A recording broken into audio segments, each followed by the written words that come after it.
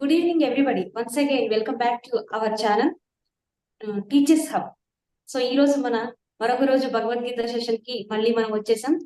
ముత్యాల సార్ మన కోసం సిద్ధంగా ఉన్నారు. ఈ రోజు మన టాపిక్ వచ్చేసి అరిషడ్వర్గాలను జయించడం ఎలా. మనందరము ఈ పదం చాలా సార్లు వినే ఉంటాం. అరిషడ్వర్గాలని వాటిని జయించాలని, ప్రతి ఒక్కరు అవి జయిస్తేనే మోక్షానికి మనం దగ్గర కాగలమని, మోక్షం పొందగలరని, మోక్షం పొందిన వారందరూ అరిషడ్వర్గాలను జయించిన వారేనని ఎన్నోసార్లు విన్నాం.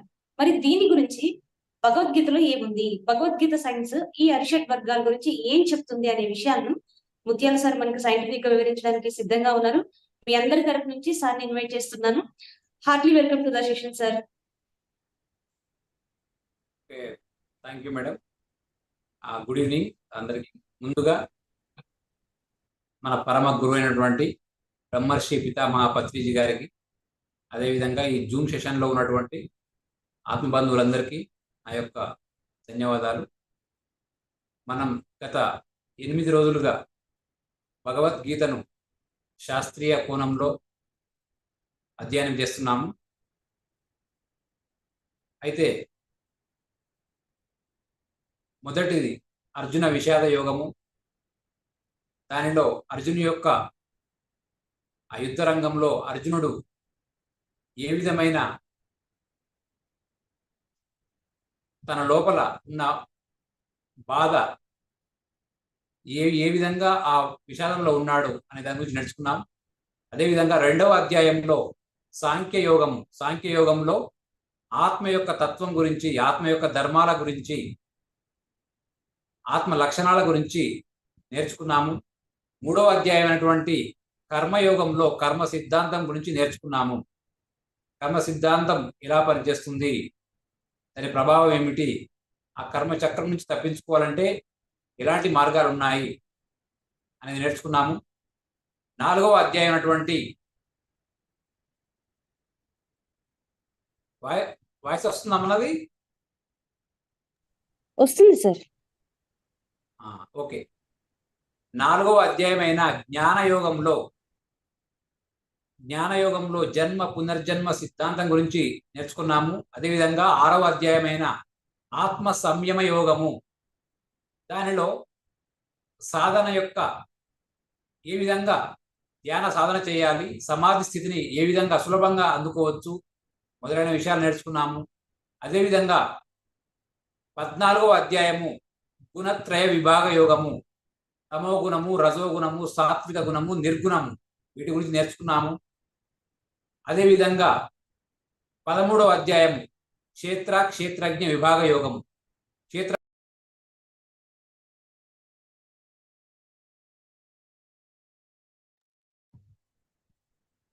క్షేత్రం అంటే ఏమిటి, క్షేత్రజ్ఞుడు అంటే ఎవరు, ఆ యొక్క మానవ శరీరం ఏ విధంగా ఏర్పడింది, ఇలా ప్రతి అధ్యాయం గురించి చాలా క్షుణ్ణంగా నేర్చుకుంటున్నాము. అయితే మొత్తం 18 అధ్యాయాలలో ఈ మనిషి జీవితంలో చాలా కీలక పాత్ర వహించే ముఖ్యమైన అంశాలను, చాలా కోర్ ఏరియా ఏదైతే ఉందో దాన్ని తీసుకొని మనం చర్చిస్తున్నాము. ఈ భగవద్గీతలో కొన్ని అధ్యాయాలు చాలా చిన్నవి, 20 శ్లోకాలతో ముగిస్తాయి. 15, 16, 17 ఈ అధ్యాయాలు చాలా చిన్నవి. అదేవిధంగా కొన్ని అధ్యాయాలు చాలా ఇంపార్టెన్స్ ఉన్నవి. మొత్తం 18 అధ్యాయాలలో 2వ చాప్టర్ సాంఖ్య యోగము, ఆత్మతత్వం గురించి చెప్పాడు. వెరీ వెరీ మోస్ట్ ఇంపార్టెంట్ 2వ అధ్యాయము, 3వ అధ్యాయము కర్మ సిద్ధాంతము, 4వ అధ్యాయము జ్ఞానయోగము, 6వ అధ్యాయము, ఇవి చాలా మోస్ట్ ఇంపార్టెంట్. ఓకే, ఈరోజు భగవద్గీతలోని 16వ అధ్యాయము దైవాసుర సంపద్ విభాగ యోగము, దీని గురించి శాస్త్రీయంగా చర్చిద్దాం. దైవాసుర సంపద్ విభాగ యోగము, దైవీ సంపద, అసుర సంపద అంటే దైవిక లక్షణాలు ఏమిటి, అసుర లక్షణాలు ఏమిటి, వాటిని ఈ దైవీ సంపద ఉన్న లక్షణాలను మనం ఎలా అలవర్చుకోవాలి, అసుర గుణాలను ఎలా మనము రిమూవ్ చేయాలి అనేది ఈ అధ్యాయంలో చాలా క్షుణ్ణంగా నేర్చుకుందాం. అయితే మొత్తం మనకు 4 యుగాలు, సత్యయుగము లేదా కృతాయుగము, త్రేతాయుగము, ద్వాపర యుగము, కలియుగము అని పూర్వపు ఋషులు 4 రకాలుగా విభజించారు. 4 యుగాలు. అయితే మొదటి యుగమైనటువంటి సత్యయుగంలో ఈ యొక్క దేవతలు, రాక్షసులు వేరు వేరు లోకాల్లో ఉండేవారు. మొదటి యుగమైన సత్యయుగంలో దేవతలు, రాక్షసులు వేరే వేరే లోకాల్లో, అంటే దేవతలు వేరే లోకంలో ఉండేవారు, రాక్షసులు వేరే లోకంలో ఉండేవారు. కాబట్టి ఎలాంటి ఇబ్బంది లేదు, ఎవరి పనులు వాళ్ళు చేసేవాళ్ళు. అయితే రెండవ యుగము త్రేతాయుగం. ఈ త్రేతాయుగంలో దేవతలు, రాక్షసులు ఒకే లోకంలో ఉండేవారు. కాబట్టి వారి మధ్య నిరంతరం ఘర్షణ, యుద్ధాలు, ఎన్నో యుద్ధాలు జరిగినవి. కానీ అంత తీవ్రంగా లేదు. తర్వాత మూడవ యుగము ద్వాపర యుగము. ద్వాపర యుగంలో ఈ యొక్క దైవీ గుణాలు కలిగిన వ్యక్తులు, అసుర గుణాలు కలిగిన వ్యక్తులు ఒకే కుటుంబంలో ఉండేవారు. ఒకే కుటుంబంలో. ఇక చివరిది కలియుగంలో ఒకే వ్యక్తి లోపట ఈ గుణాలు ఉన్నాయి. చూడండి, మొదట వేరే వేరే లోకంలో ఉన్నవాళ్ళు ఒకే లోకంలో, ఆ తర్వాత ఒకే కుటుంబంలో, చివరికి కలియుగం వచ్చేసరికి ఒకే వ్యక్తి లోపట దైవీ గుణాలు, అసుర గుణాలు ఉన్నాయి. నిరంతరం ఇవి ఫైట్ చేస్తూ ఉంటాయి. ఈ 2 గుణాలలో ఏ గుణము ఆధిక్యంలో ఉంటే ఆ మనిషి యొక్క జీవితం వాటిపైన ఆధారపడి ఉంటుంది.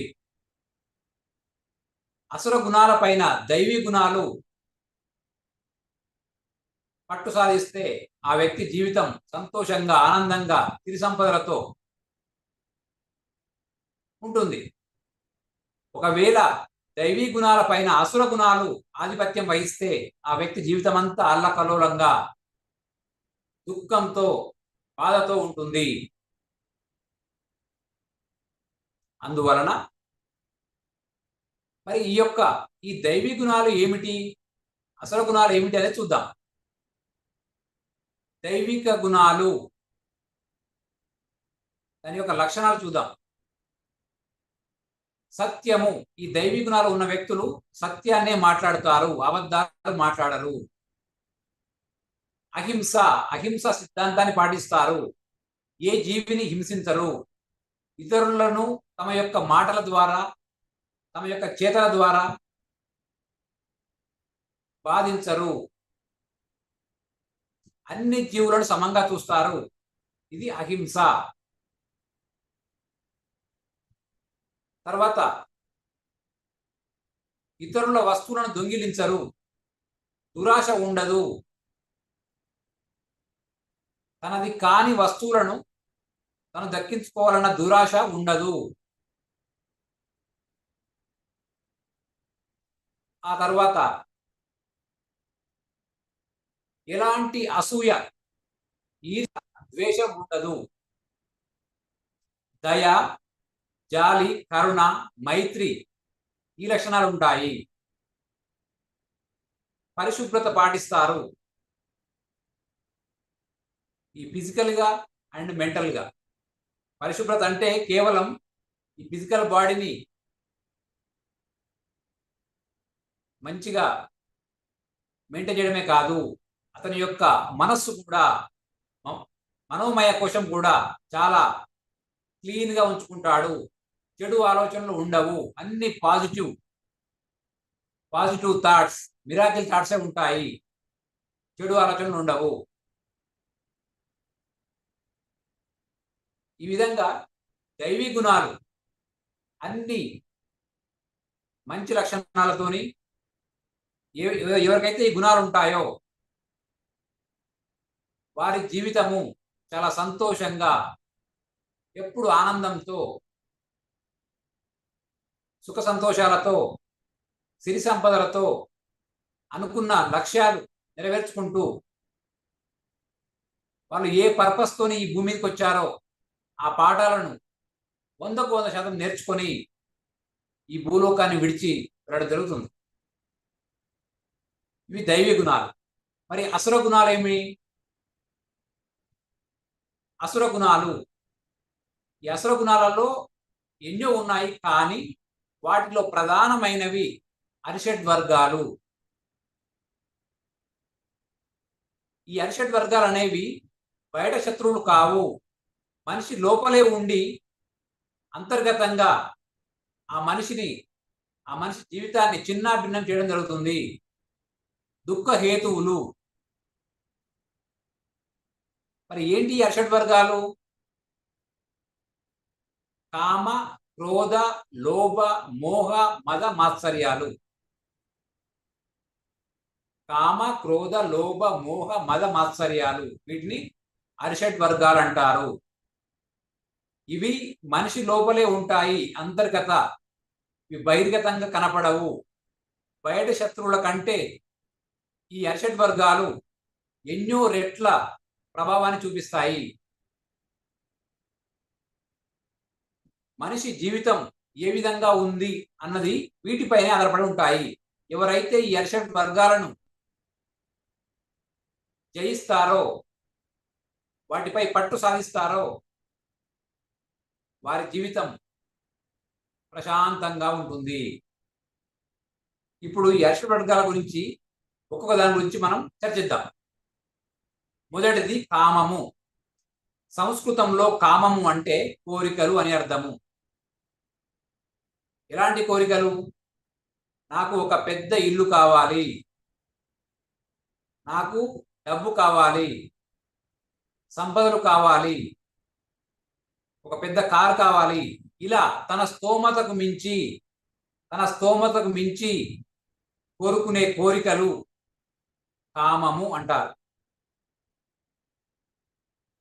ఇక్కడ ఒక చిన్న విషయాన్ని గమనించాలి. అవసరాలు వేరు, కోరికలు వేరు. మీ అందరికి డౌట్ రావచ్చు, సార్ ఇవన్నీ ఉండకూడదా మన జీవితంలో? ఎస్, ఇవన్నీ అవసరమే, కానీ ఇక్కడ అవసరాలు వేరు, కోరికలు వేరు. ఒక ఇల్లు మనిషికి అవసరం, కానీ 5 ఫ్లోర్ల ఇల్లు కావాలనుకోవడం కోరిక. కారు కావాలనుకోవడం అవసరం, కానీ నాకు ఫలానా కారే కావాలి, రేంజ్ రోవర్ కారే కావాలనుకోవడం కోరిక. ఇలా అన్ని విషయాలలో మనం గమనిస్తే అవసరాలు ఎప్పుడు సమంజసమే, కోరికలు ఎప్పుడు అసమంజసమే. ఎప్పుడైతే కోరికలు విజృంభిస్తాయో ఆ మనిషి జీవితంలో కష్టాలు స్టార్ట్ అవుతాయి. ఇప్పుడు మనం చూస్తే 90% మంది ప్రజలు నిరంతరం ఈ యొక్క సంపద పట్ల, పేరు ప్రఖ్యాతల పట్ల, అధికారం పట్ల దాహంతో పొద్దున లేచిన నుంచి రాత్రి వరకు పరిగెడుతూనే ఉంటారు. ఇక్కడ అవసరాలు అనేవి సమంజసం అని చెప్తున్నాను. ఇది గమనించాలి. ఇవన్నీ అవసరమే, ఎంత మేరకు అవసరము అంత మేరకు సంపాదించుకోవచ్చు. అది ధర్మబద్ధంగా, ఇతరులను మోసం చేసి కాదు. ఇది కామం. నెక్స్ట్ రెండవది క్రోధము, అంటే కోపము. మనం ఇంతకుముందే చర్చించాము.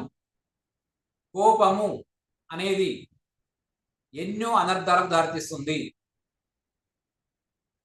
క్షణికావేశంలో ఎన్నో చెడు సంఘటనలు జరిగినాయి. అయితే ఈ కోపం ఎందుకు వస్తుంది మనిషికి అని చూస్తే, ఎప్పుడైతే మీ యొక్క కోరికలు తీరలేదో, కోరిక తీరనప్పుడు కోపం రావడం జరుగుతుంది. ఇతరులు మిమ్మల్ని అవమానించినప్పుడు, మాటలు అన్నప్పుడు మీకు కోపం వస్తుంది. ఈ కోపము మీ ఎరుకలో లేనప్పుడు అది ఎటువైపైనా దారితీయొచ్చు. ఇరు వర్గాలు కొట్టుకోవచ్చు, చంపుకోవచ్చు, ఏదైనా జరగవచ్చు. అందువలన కోపం ఎప్పుడైతే మనిషి కోరికలు తీరనప్పుడు కోపం వస్తుంది. దీని గురించి భగవద్గీతలో 2వ అధ్యాయంలో చెప్పడం జరిగింది. ధ్యాయతో విషయాన్ పుంసః సంగస్తేషుపజాయతే సంగాత్ సంజాయతే కామాత్ క్రోధోభిజాయతే. ఏ విషయం గురించి మీరు పదే పదే ఆలోచిస్తారో దాని గురించి విషయ ఆసక్తి పెరుగుతుంది. ఆసక్తి వల్ల కోరిక పుడుతుంది. కోరిక తీరినప్పుడు కోపం వస్తుంది అని దీని అర్థం. ఎప్పుడైతే కోపం వస్తుందో క్రోధాత్ భవతి సమ్మోహ, సమ్మోహాత్ స్మృతి విభ్రమ, స్మృతి భ్రంశాత్ బుద్ధినాశో, బుద్ధినాశాత్ ప్రణశ్యతి. ఎప్పుడైతే కోపం ఎక్కువైతుందో కోపము సమ్మోహానికి దారితీస్తుందని చెప్తున్నాడు. సమ్మోహం అంటే అది ఖచ్చితంగా కావాల్సిందే, అది లేకపోతే జీవితం లేదు. ఇది సమ్మోహం. ఎప్పుడైతే సమ్మోహం వస్తుందో అక్కడి నుంచి అతని యొక్క బుద్ధి నశిస్తుంది. మంచి చెడుల పట్ల విచక్షణ జ్ఞానం కోల్పోతాడు. బుద్ధి నశిస్తుంది. అతడు ఆ పరిస్థితిలో ఏం చేస్తున్నాడో అతని ఆధీనంలో ఉండదు. ఇది బెస్ట్ ఎగ్జాంపుల్ అమెరికాలో. అక్కడ గన్ కల్చర్ అంటే ప్రతి వ్యక్తి లైసెన్స్ తీసుకొని గన్ వాడుకోవచ్చు. మనం ఎన్నోసార్లు న్యూస్ పేపర్ చూసాం. స్కూల్ పిల్లలు, పెద్దవాళ్ళు మార్కెట్ ప్లేస్లో, స్కూళ్ళలో విచక్షణ రహితంగా కాల్చి ఎంతో మంది చంపడం జరిగింది. ఆ తర్వాత కాల్చిన వ్యక్తి అతనే కాల్చుకోవడం జరిగింది మళ్ళీ. ఇలా ఒకటి కాదు, ఎన్నో సంఘటనలు జరిగాయి. ఎందుకు? అతని యొక్క బుద్ధి కోల్పోయాడు, విచక్షణ జ్ఞానం లేదు.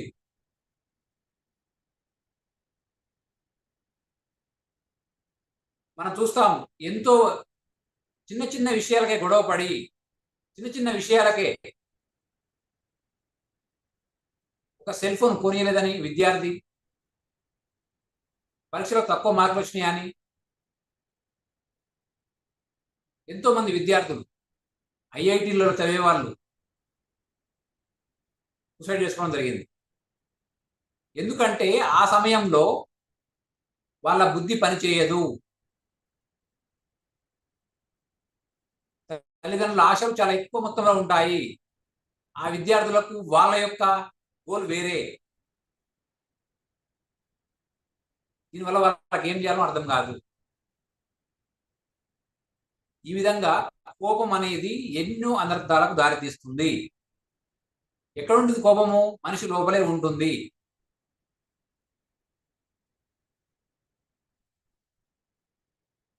ఇది రెండవది. మొదటిది కామము, రెండవది క్రోధము, కోపము, మూడవది లోభము. లోభం అంటే పిసినారితనము, అత్యాశ, అంతా నాకే చెందాలి అన్న అత్యాశ, పిసినారితనము. ఈ లోభానికి ఒక మంచి ఉదాహరణ చెప్పుకుందాం. దుర్యోధనుడు తన యొక్క రాజ్యంలో అర్ధ భాగము పాండవులకు ఇవ్వాలి. పాండవులు, కౌరవులు ఉన్న రాజ్యంలో సగభాగం పాండవులు, సగభాగం కౌరవులు పంచుకోవాలి. ఎందుకంటే అన్నదమ్ములు కాబట్టి. కానీ అక్కడ దుర్యోధనుడు, నేను సగభాగం కాదు కదా, 5 ఊర్లు కూడా ఇవ్వను అన్నప్పుడు అది చివరికి ఒక పెద్ద యుద్ధానికి దారితీసింది. మహాభారత యుద్ధానికి దారితీసింది. దానితోని ఆ యొక్క లోభము అనే ఆ యొక్క గుణంతో దుర్యోధనుడు కౌరవ సైన్యం అంతా చనిపోవడం జరిగింది యుద్ధంలో.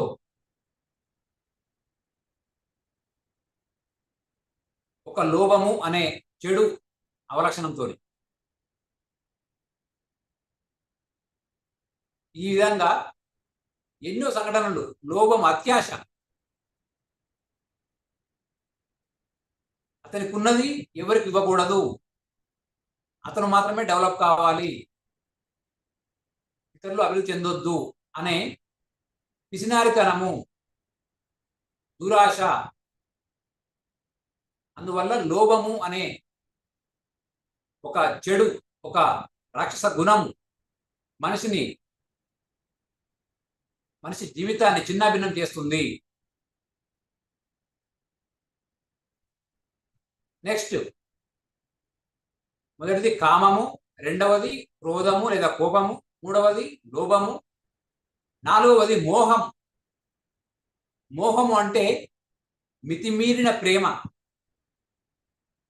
వాత్సల్యము, అతి ప్రేమ. అతి సర్వత్ర వర్జయే అంటారు. అతి దేని కూడదు, మంచిది కాదు. అతి ప్రేమ కూడా మంచిది కాదు. దీనికి మంచి ఉదాహరణ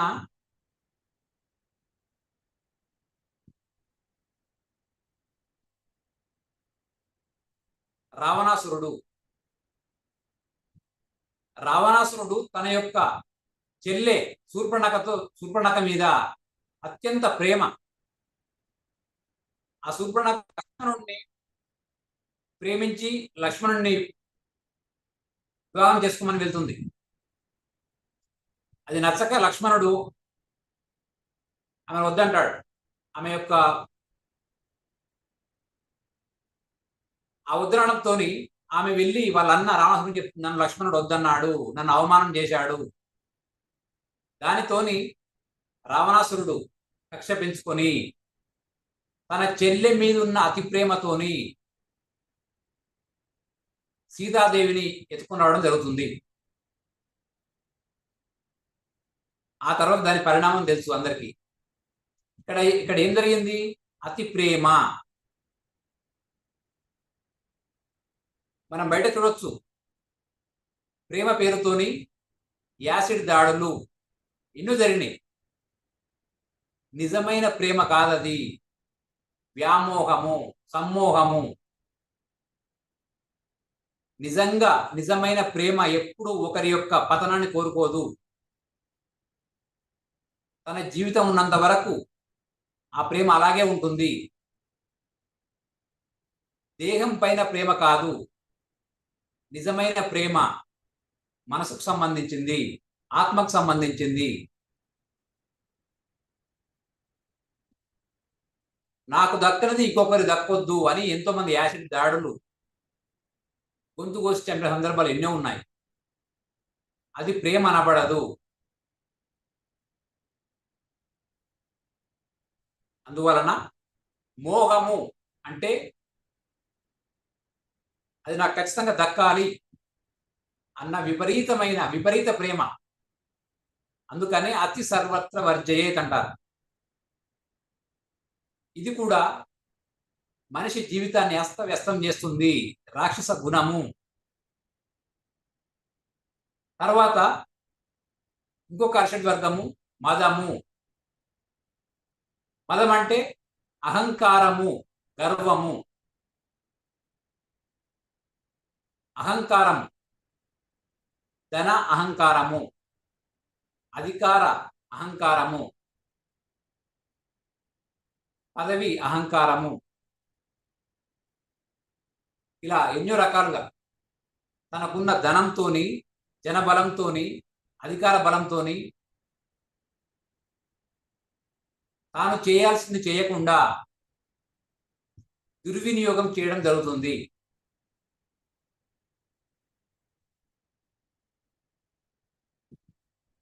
మనం చూస్తుంటాం,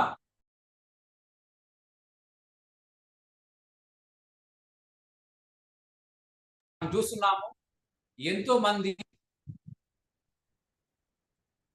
వాళ్ళ యొక్క అధికారాన్ని దుర్వినియోగపరుస్తున్నారు. దీన్ని చూసుకొని అహంకారంతో, గర్వంతో. కాబట్టి ఈ యొక్క రాక్షస గుణము విడిచిపెట్టినప్పుడే మనిషి జీవితం సజావుగా కొనసాగుతుంది. లేకపోతే జీవితం అంతా అస్తవ్యస్తము. ఆ తర్వాత మాత్సర్యం. మాత్సర్యం అంటే అసూయ, ద్వేషము.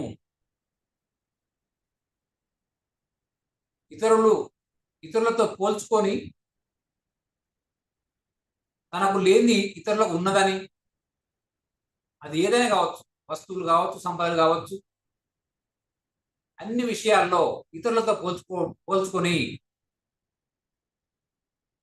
అసూయ, ఈర్ష, ద్వేషాలతో రగిలిపోతుంటారు.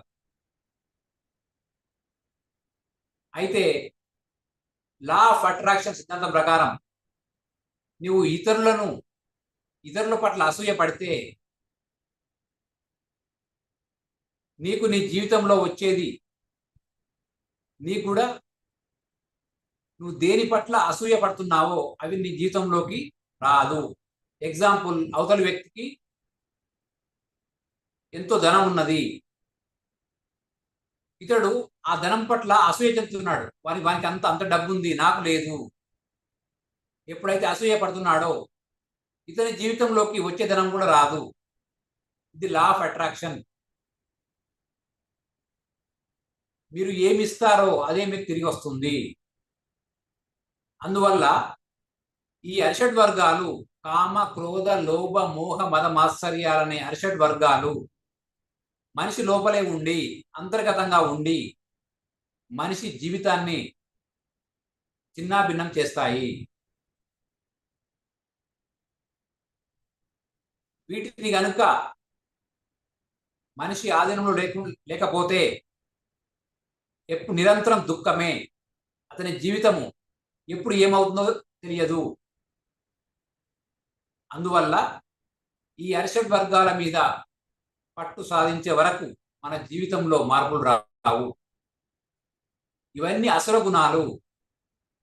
ఈ అసుర గుణాల నుంచి దైవిక గుణాలకి మనిషి మారాలి. అయితే వీటితో పాటు వాసనాత్రయము, ఈశనాత్రయము అని ఒక 6 ఉన్నాయి. దాంట్లో మొదటి 3 వాసనాత్రయము. దాంట్లో మొదటిది దేహ వాసన, రెండవది లోక వాసన, మూడవది శాస్త్ర వాసన. వాసనలు అంటే ఇక్కడ బాగా గమనించండి, ఎన్నో జన్మల్లో మీరు చేసిన కర్మల ఫలితంగా అవి మీ లోపలే ఉండి పనిచేయడం జరుగుతుంది. ఉదాహరణకు, గత జన్మల్లో ఒక వ్యక్తి దొంగగా ఉంటే ఆ గుణాలు, ఆ యొక్క వాసనలు ఈ జన్మలో కూడా అతనికి ఎప్పుడు దొంగతనం చేయాలనిపిస్తుంటుంది. మనిషి మరణించినప్పుడు కేవలం మారేది ఈ పై తొడుగు మాత్రమే, భౌతిక శరీరం మాత్రమే. ఈ గుణాలు, ఇతడు సాధించిన విజ్ఞానము, ఈ గుణాలు ఇవేమి మారవు. అవన్నీ సూక్ష్మ శరీరంలో ఉంటాయి. మనం గత క్లాస్లో చెప్పడం జరిగింది. 24 తత్వాలతో మనిషి శరీరం ఉంటుందని. మనిషి మరణించేటప్పుడు కేవలం స్థూల శరీరము, పంచభూతాలతో ఏర్పడిన ఈ స్థూల శరీరం మాత్రమే ఇక్కడ ఒక తొడుగు వలె ఈ పంచభూతాల్లో కలిసిపోతుంది. సూక్ష్మ శరీరము, కారణ శరీరం, సూక్ష్మ శరీరము, కారణ శరీరము, ఈ రెండు గత జన్మల్లో మీరు సంపాదించుకున్నటువంటి గుణాలు, వాసనలు అదే విధంగా క్యారీ ఫార్వర్డ్ అవుతాయి ఇంకో జన్మలోకి. అందువలన మనము కొంతమంది చిన్న పిల్లల నుంచే ఎంతో విజ్ఞానంగా ఉంటారు. చిన్న పిల్లలు మరి ఎక్కడిది వాళ్ళకి ఆ విజ్ఞానము, ఆ యొక్క జ్ఞానం ఎక్కడిది? గత జన్మల నుంచి వాళ్ళు ఎంతో నేర్చుకున్నది క్యారీ ఫార్వర్డ్ అయింది. భౌతిక శరీరం మాత్రమే మారింది, మిగతా సూక్ష్మ శరీరం కారణ శరీరాలు మారలేదు. వీటినే వాసనలు అంటారు. వాసన అంటే అది. అయితే 3 వాసన త్రయాలు ఉన్నాయి. ఒకటి దేహ వాసన, అంటే తమ శరీరాన్ని వాళ్ళు విపరీతంగా ప్రేమించుకుంటారు. అంటే అలంకరణ, మంచి బట్టలు వేసుకోవడం. ఇక్కడ మంచి బట్టలు వేసుకోవడం అంటే అర్థం మళ్ళీ ఇక్కడ అవసరాలు, కోరికలు. ఒక 10,000 పెట్టి ఒక శారీ కొనొచ్చు, 1,00,000 రూపాయలు పెట్టి కొనొచ్చు. అందుకని ఇక్కడ అవసరాలు వేరు, కోరికలు వేరు. తన స్తోమతకు మించి కోరుకోవడం కోరిక అవుతుంది. అందువల్ల ఈ దేహ వాసనలు ఇంత జన్మల్లో ఉన్నవి ఈ జన్మల్లో కూడా మీపై ప్రభావం చూపుతాయి. దాని మూలము మీ యొక్క సూక్ష్మ శరీరంలో ఉంటుంది. అందువలన ఏ వ్యక్తి యొక్క వేలి ముద్రలు 800 కోట్ల మంది ఉంటే ఈ భూగ్రహం మీద 800 కోట్ల మంది యొక్క వేలి ముద్రలు డిఫరెంట్గా ఉంటాయి. ఒకరి వేలి ముద్రలు ఇంకొక వేలి ముద్రలు సరిపోలవు. అదే విధంగా సూక్ష్మ శరీరాలు, కారణ శరీరాలు కూడా వారి గత జన్మల సారాంశం దాంట్లో ఉంటుంది కాబట్టి వారి యొక్క సూక్ష్మ శరీరాలు కూడా వేరువేరుగా ఉంటాయి, ఒకే రకంగా ఉండరు. అందుకే మనిషికి గుణాలు ఎంతో తేడా ఉంటుంది. ఇవి దేహ వాసనలు. నెక్స్ట్ లోక వాసనలు. ఈ లోక వాసనలు అంటే చాలా మంది పుణ్యక్షేత్రాలకు, తీర్థాలకు ఇక్కడ కాకుండా బయట ఎక్కడో పోతే ముక్తి, మోక్షం లభిస్తుందని అంత తిరుగుతూ ఉంటారు. కానీ తన లోపలే ఆ యొక్క దైవాంశ, ఆ యొక్క పరమాత్మ అంశం ఉందని వాళ్ళకి తెలియదు. పూజలు, పునస్కారాలు, వ్రతాలు, స్తోత్రాలు ఇవన్నీ మీ జీవితాలను మార్చవు. అవి చేస్తున్న క్షణంలో ఆ గంట సేపు మీకు ప్రశాంతంగా అనిపిస్తుంది అంతే. మీ లోపల ఉన్నటువంటి వాసనలు పోవాలంటే అది మార్పు మీ లోపలే జరగాలి, బయట లేదు. లోక వాసనలు మీరు ఎక్కడో పుణ్యక్షేత్రాలకు పోతే ముక్తి వస్తుంది, కాశీకి పోతే ముక్తి వస్తుంది అనేది భ్రమ. తనలో సర్వం ఉండగా తన లోపల వెదుకలేక ధర వెదికెడి ఈ తనువుల మోసడి ఎద్దుల మనముల దెల్పంగ వశమే మహిళ వేమ. బ్రహ్మం మనంగా వేరే పరదేశంన లేదు, బ్రహ్మం మనంగా తానే బట్టబయలు, తన్ను తానెరిగిన తానేపో బ్రహ్మం. ఇవన్నీ వేమనాచార్యులు నీ లోపలే ఉంది నాయన, ఆ యొక్క పరమాత్మ దేవుడు బయట లేడు, నీ లోపలే ఉన్నాడు, అంతర్ప్రయాణం చేయండి అని వేమనాచార్యులు ఎన్నో పద్యాల ద్వారా చెప్పడం జరిగింది. శిలలను చూసి శివుడని భావింతురు, శిలలు శిలలే కాని శివుడు కాడు, తనదులోని శివుని తానెలా తెలియడో. విగ్రహాలకు మొక్కితే మీ జీవితాలు మారవు. అహం బ్రహ్మాస్మి అని తెలుసుకోండి. అందువల్ల లోక వాసనలు అంటే బయట అంతా వెతుకుతా ఉంటారు, దేవుడెక్కడా అని. వెతికేవాడే దేవుడెక్కడా అని వెతికేవాడే దేవుడు అన్న విషయాన్ని ఎంతో మంది స్పిరిచువల్ సైంటిస్టులు చెప్పడం జరిగింది. ఎన్నో ఆధ్యాత్మిక గ్రంథాలు చెప్తున్నాయి. ఇక మూడవది శాస్త్ర వాసనలు. ఈ శాస్త్ర వాసనలు అంటే ఎన్నో గ్రంథాలు చదువుతారు. లలిత సహస్రనామము, విష్ణు సహస్రనామము, ఎన్నో మంత్రాలు చదువుతారు. వాటిని వల్లే వేస్తారు. మీకు పద్యాలు చెప్పినంత మాత్రాన, స్తోత్రాలు పడినంత మాత్రాన మీలో మార్పు రాదు. మీకు అనుభవపూర్వక జ్ఞానం కావాలి. అది కేవలం మీకు బుకిష్ నాలెడ్జ్, ఇన్ఫర్మేషన్ మాత్రమే ఇస్తుంది. ఇన్ఫర్మేషన్ వస్తే సరిపోదు, దాన్ని ఆచరించాలి. చాలా మంది ఇక్కడ తప్పు చేస్తుంటారు. అన్ని తెలుసు కానీ ఆచరణ ఉండదు. పొద్దున ఉదయం బ్రహ్మముహూర్తంలో లేవాలి, మంచిది అందరూ తెలుసు, కానీ మీ యొక్క అరిషడ్ వర్గాలు మిమ్మల్ని లేవనివ్వు. తమో గుణము.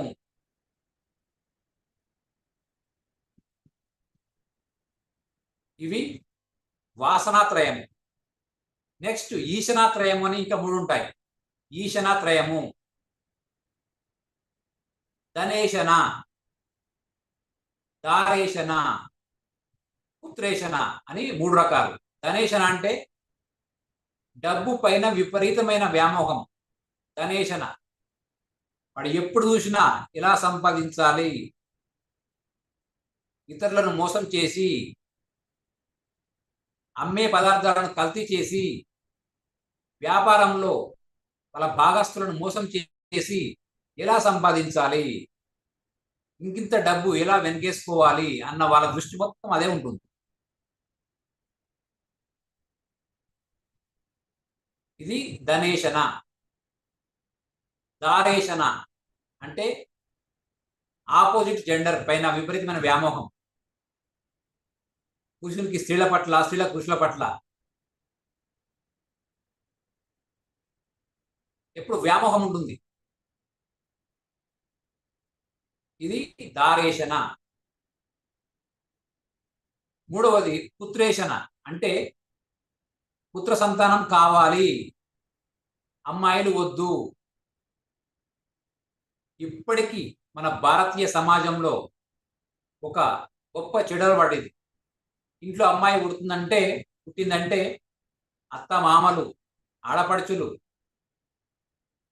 ఆ తల్లి మీద ఎన్నో నిందారోపణలు. ఎంతో మంది ఆడపిల్లలను గర్భస్థ శిశువుగానే చంపిన సందర్భాలు ఎన్నో ఉన్నాయి. దాని మీద ఎన్నో యాక్ట్స్ ఉన్నాయి. అది నేరము. అది నేరము అని తెలిసినప్పటికీ ఎంతో మంది డబ్బు ఆశతో వాటిని హాస్పిటల్లో గర్భస్థ శిశువు, ఆడ శిశువు అని తెలిస్తే చంపుతున్న సందర్భాలు ఎన్నో ఉన్నాయి. ఎందుకు? అనాదిగా వస్తున్నది. మగపిల్లవాడైతే ఇంటికి అన్ని పనులు చేసుకొస్తాడు. ఆడపిల్ల అయితే ఏ పని చేయదు, ఇంకో ఇంటికి పంపించాలి, డబ్బు ఖర్చు పెట్టాలి, కట్న కానుకలు ఇవ్వాలి, ఇలా ఎన్నో విషయాల్లో కోరికలు. కానీ ఈరోజు మనం చూస్తే నిన్న మొన్ననే మనూ బాకర్ ఒలింపిక్స్ లో 2 పథకాలు కొట్టింది. అన్ని రంగాలలో దేశ రాష్ట్రపతి కానించి మొదలు పెడితే ఎంతో మంది సీఎంలు ఉన్నారు, ఎంతో మంది ప్రధానమంత్రులు ఉన్నారు. అన్ని రంగాలలో స్త్రీలు ముందంజలో ఉన్నారు. అయినప్పటికీ ఇప్పటికీ కొన్ని ప్రాంతాలలో అమ్మాయి అనగానే ఒక చిన్న చూపు. ఇది సరికాదు. ఇది కూడా ఒక వాసన, ఇది కూడా ఒక అసుర గుణము అని చెప్తున్నాడు. అందువలన ఈ గుణాలన్నీ ఓకే. ఇప్పుడు ఈ అసుర గుణాలను మరి ఎలా తొలగించుకోవాలి, దీనికి ఏమన్నా ఉపాయం ఉందా అంటే ఖచ్చితంగా ఉంది. ఏంటివి అవి? సాధనలు ఏమున్నాయి? ఏ సూత్రాలు పాటిస్తే వీటి నుంచి మనిషి బయటపడవచ్చు అనేది చూద్దాం. దాంట్లో మొదటిది సాత్విక ఆహారాన్ని మాత్రమే తీసుకోవాలి. సాత్విక ఆహారం అంటే కేవలం వెజిటేరియన్ మాత్రమే కాదు. సాత్విక ఆహారము, మాంసాహారం మానేసినంత మాత్రాన మీరు సాత్విక ఆహారం తీసుకున్నట్టు కాదు. శాకాహారంలో కూడా ఎక్కువ మసాలాలు, కారము, ఉప్పు ఎక్కువ వేయకూడదు. ఆరోగ్యానికి కూడా అది జనరల్గా ఆరోగ్యం కూడా హానికరము. అదేవిధంగా మీరు వండిన తర్వాత 3 గంటల తర్వాత అది తినకూడదు. ఎప్పటి ఎప్పటి పూట భోజనం అప్పుడే వేడి వేడిగా తినాలి. 3 గంటల తర్వాత దాని లోపల శక్తి నశించిపోతుంది ఆహారంలో. శాకాహారంలో కూడా ఫలాహారం ఎక్కువ తీసుకోవాలి. వండని ఆహారం మునులు ఋషులు చేసేది ఇదే. వండని ఆహారం కేవలం ఫలాహారం మాత్రమే తీసుకుంటారు. బ్రహ్మర్షి పితామహ పత్రిజీ 1 సంవత్సర కాలం మొత్తం కేవలం ఫ్రూట్ చూస్తూనే ఉన్నాడు. అందుకే ఆయన అంత బ్రహ్మర్షి కావడం జరిగింది. అందుకనే ఆహారం అనేది ఈ గుణాలను మారడానికి అత్యంత అవసరము. మీరు ఏమి తింటారో అది మీరవుతారు. అందుకే అన్నం పరబ్రహ్మ స్వరూపం అని ఊరికే అనలేదు. మీ గుణాలు మారాలంటే, అసుర గుణాలు పోయి దైవిక గుణాలు రావాలంటే సాత్విక ఆహారం మాత్రమే తీసుకోవాలి.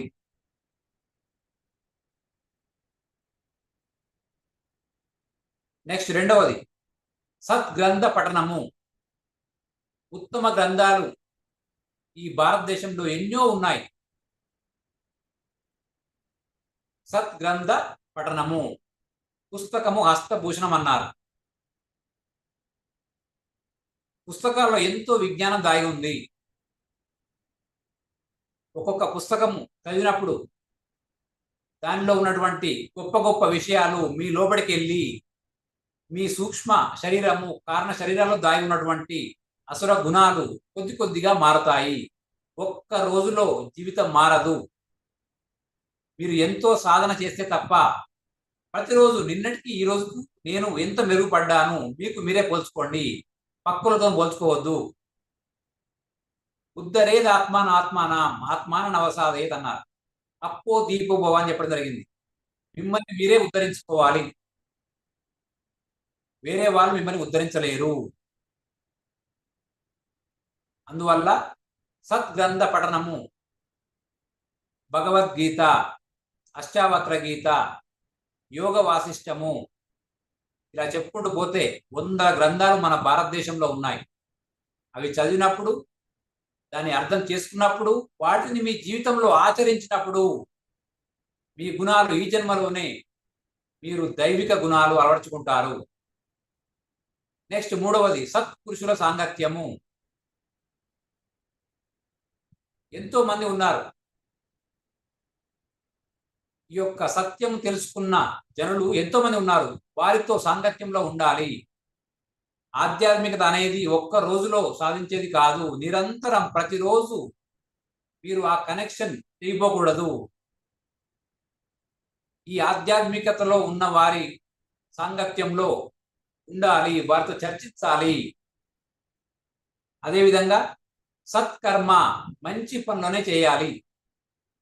సత్కర్మ, మంచి పనులను చేస్తున్నప్పుడు మీ యొక్క మనోమయ కోశము క్లీన్ కావడం జరుగుతుంది. హ్యాపీనెస్, మీరు ఏదైనా మంచి పని చేయండి, ఆ రోజు మీ లోపలంతా ఆనందంతో ఉంటారు. ఎందుకు? మీ యొక్క సూక్ష్మ శరీరము కారణ శరీరము ఉత్తేజం అవుతుంది. అందుకనే సత్కర్మలు చేయాలి. నెక్స్ట్ వివేకము, నిత్యానిత్య వస్తు విచక్షణే వివేకము. మీ జీవితంలో ఏది శాశ్వతమైంది, ఏది అశాశ్వతమైంది ఫస్ట్ తెలుసుకోవాలి. తెలుసుకున్న తర్వాత శాశ్వతమైనది ఏదైతే ఉందో దాని పట్ల మీ యొక్క శ్రద్ధ ఉండాలి. త్రికరణ శుద్ధితో, సాధనతో దాన్ని సాధించుకోవాలి.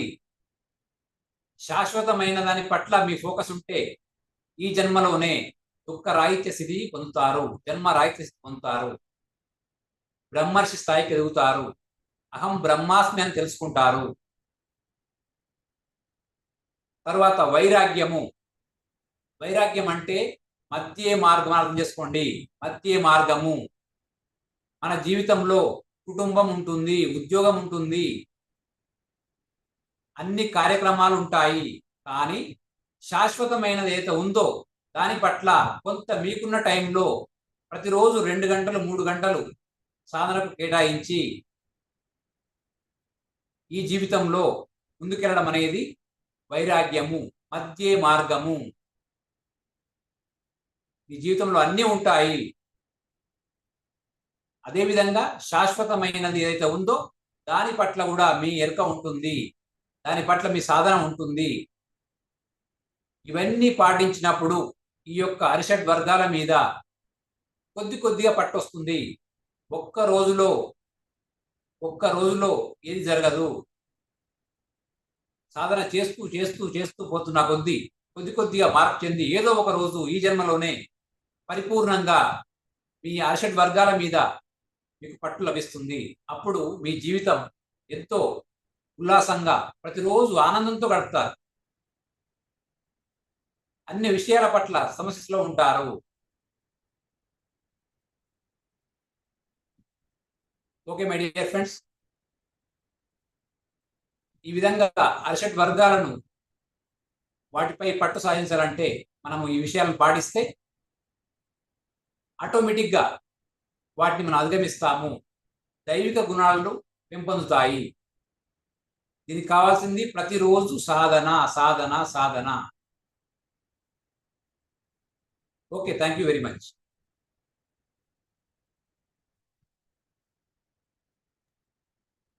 Thank you so much sir. చాలా క్లియర్ గా చెప్పారు. అరిషడ్ వర్గాలను జయించడం ఎలా అనే విషయాన్ని అన్ని కోణాల్లో వివరించి చెప్పారు. సో మన ఈ సెషన్ గురించి మాట్లాడడానికి నల్గొండ నుంచి ప్రకాష్ గారు మనతో ఉన్నారు. సో ప్రకాష్ గారిని అన్మ్యూట్ చేసుకొని మాట్లాడాల్సిందిగా కోరుతున్నాను.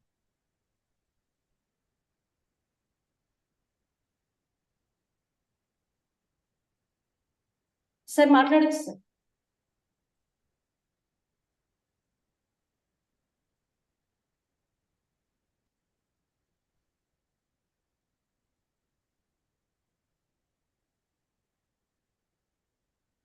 ఎవరైనా ఒక్కరు మాట్లాడండి. ఫోన్లో ఛార్జింగ్ 1% మాత్రమే ఉంది. ఎప్పుడైనా స్విచ్ ఆఫ్ అయ్యే అవకాశం ఉంది కాబట్టి ఒక్కరు మాట్లాడండి తొందరగా. ప్రకాష్ గారు. హలో. నమస్కారం మేడం. మాట్లాడండి. నమస్కారం సార్. ప్రకాష్ మాట్లాడండి. నమస్కారం సార్. నమస్తే. ఓకే, విన్నాను సార్, క్లాస్ విన్నాను సార్. నేను అది కొంచెం లేట్గా జాయిన్ అయ్యి విన్నాను.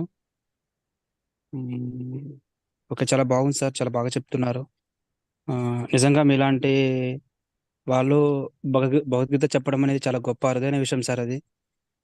ఎందుకంటే క్లాసెస్ అనేవి చెప్తూ ఉంటారు, వేరే వేరే క్లాసెస్ అని చెప్తూ ఉంటారు. కానీ ఇప్పుడు ఉన్న సమాజానికి, ఇప్పుడున్న వాళ్ళకు భగవద్గీత అనేది చాలా ఇంపార్టెంట్, చాలా అవసరము అని మీరు భగవద్గీత మీద అందరికీ అవగాహన కల్పించడం అనేది చాలా మంచి కాన్సెప్ట్ సార్, చాలా గొప్ప విషయము.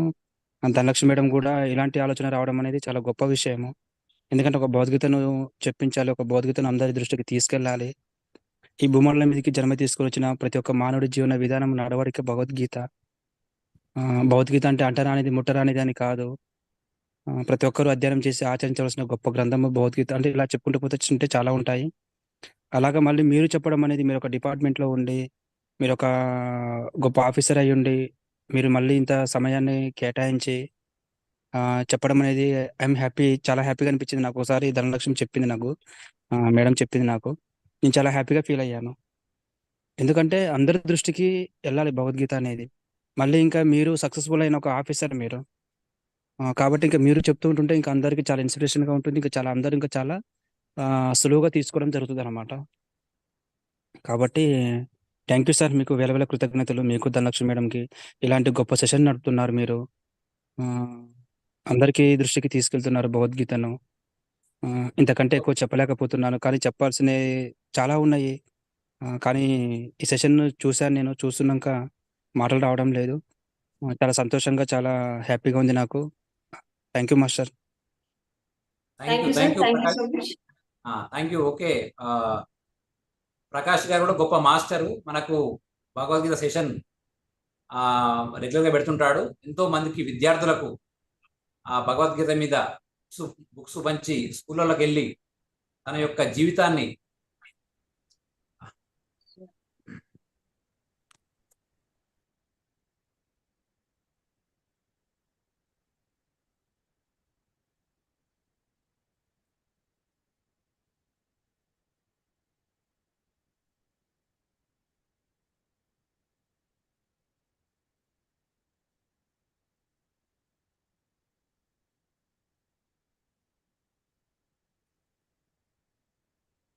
సార్ మీరు వీడియో ఆఫ్ చేసుకున్నా పర్లేదు, మాట్లాడండి సార్. ఫోన్ లో ఛార్జింగ్ లేదన్నారు కాబట్టి.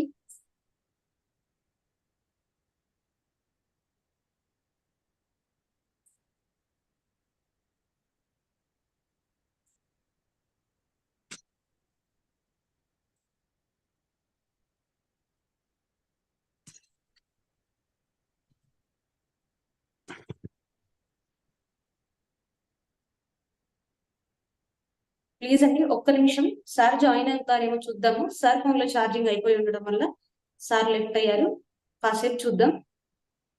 ఈ రోజు చాలా మంది హ్యాండ్ రైజ్ చేశారు మాట్లాడదామని. ఒకవేళ సార్ జాయిన్ అవ్వకపోతే రేపు తప్పకుండా అందరూ మాట్లాడుతుంది. సార్ జాయిన్ అవుతారేమో, మనం ఒక్క నిమిషం వెయిట్ చేసి చూద్దాం.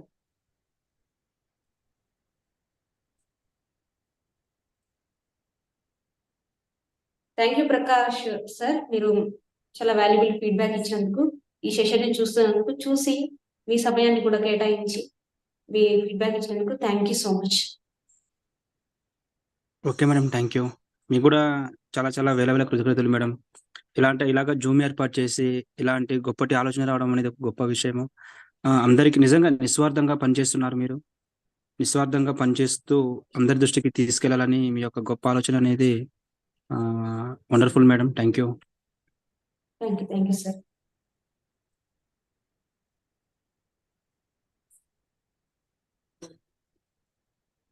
సో సార్ లెఫ్ట్ అయ్యారు. ఈ రోజుకి మనం ఏం చేసుకుందాం.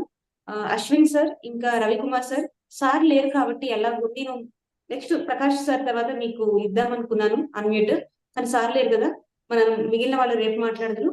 సో ఇది ఫ్రెండ్స్ మన ఈనాటి సెషన్, అరిషడ్ వర్గాలను జయించడం ఎలా.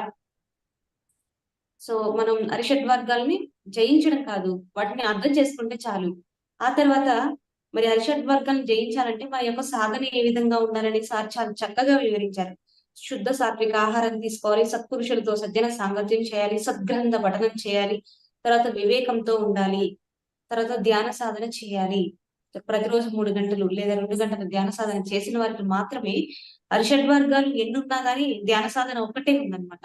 అది చేస్తే మిగిలిన అన్ని సాధ్యం అవుతాయి. ఓకే, సో మరి ఇది ఈనాటి సెషన్. ఈ సెషన్ ని మీ ఫ్రెండ్స్ కి, ఫ్యామిలీకి షేర్ చేయండి. రేపటి సెషన్ లో మళ్ళీ కలుద్దాం. తప్పకుండా ఈ రోజు హ్యాండ్ రైజ్ చేసిన వాళ్ళు రేపు మాట్లాడదు కానీ రేపటి సెషన్ లో మళ్ళీ కలుసుకుందాం. అందరికీ నమస్కారం. Thank you so much all of you.